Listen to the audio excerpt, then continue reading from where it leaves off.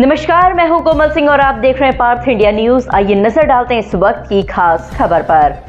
भारत की राष्ट्रीय जांच एजेंसी यानी NIA ने एक बड़े अंतर्राष्ट्रीय आतंकी साजिश का खुलासा करते हुए 7 विदेशी नागरिकों को गिरफ्तार किया। इनमें एक अमेरिकी नागरिक और 6 यूक्रेन के नागरिक शामिल बताए जा रहे हैं। आरोपियों को अवैध एंट्री, वेपन और ड्रोन वॉर ट्रेनिंग और यूरोप से ड्रोन आयात के आरोप में गिरफ्तार किया गया है। सूत्रों के अनुसार इन सभी आरोपियों को भारत के खिलाफ आतंकी गतिविधियों की साजिश रचने के आरोप में गिरफ्तार किया गया है। इनके खिलाफ गैरकानूनी गतिविधियां यानी रोकथाम अधिनियम यानी UAPA की धारा 18 के तहत मामला दर्ज किया गया है।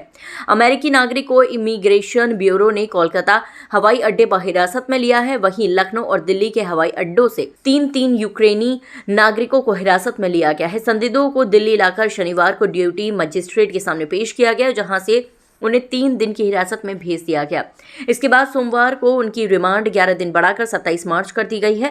NIA के अनुसार ये आरोपी हथियारबंद जातीय समूह के इस्तेमाल के लिए यूरोप से भारत के रास्ते म्यांमार तक भारी मात्रा में ड्रोन के अवैध आयात में शामिल थे। कथित तौर पर ये जातीय समूह प्रतिबंधित भारतीय विद्रोही गुटों का हथियार, आतंकी साजो सामान और ट्रेनिंग देकर उनकी मदद कर रहे थे।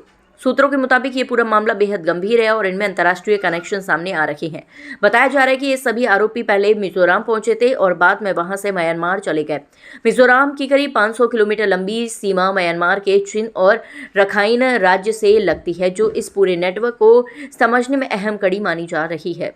नियमों के मुताबिक मिजोरम जाने के लिए विदेशी नागरिकों को फॉरेनर्स रीजनल ऑफिस यानी FRO से विशेष परमिट लेना होता है। जांच में पता चला है कि म्यांमार पहुंचने के बाद आरोपियों ने वहां के कुछ ऐसे जातीय समूह से संपर्क किया जो भारत विरोधी गतिविधियों से जुड़े बताए जाते हैं।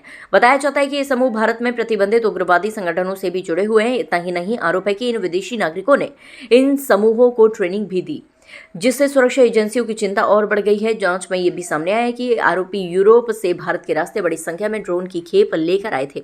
आशंका जताई जा रही है कि इन ड्रोन का इस्तेमाल किसी बड़ी आतंकी साजिश को अंजाम देने के लिए किया जा सकता था। बताया जा रहा है कि इस पूरे मामले में बीते शुक्रवार को FIR दर्ज की गई थी, जिसके बाद जांच एजेंसियां लगातार सक्रिय हैं।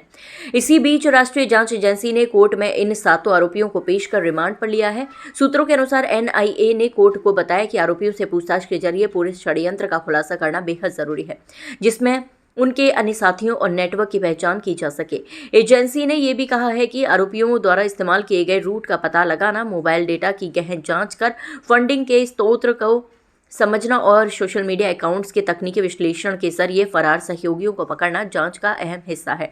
NIA का मानना है कि पूछताछ के दौरान कई और बड़े खुलासे हो सकते हैं। हालांकि इस पूरे मामले में अभी तक NIA की ओर से कोई आधिकारिक बयान जारी नहीं किया गया है, लेकिन सूत्रों के हवाले से मिल रही जानकारी ने इस केस को बेहद संवेदनशील और राष्ट्रीय सुरक्षा से जुड़ा मामला बना दिया है। सुरक्षा एजेंसियां हर एंगल से जांच कर रही हैं ताकि किसी भी संभावित खतरे को समय रहते नाकाम किया जा सके। आज के लिए बस इतना ही। ऐसे ही देश और दुनिया की तमाम छोटी बड़ी खबरों को देखने के लिए जुड़े रहिए पार्थ इंडिया न्यूज से, हमेशा सच के साथ। नमस्कार।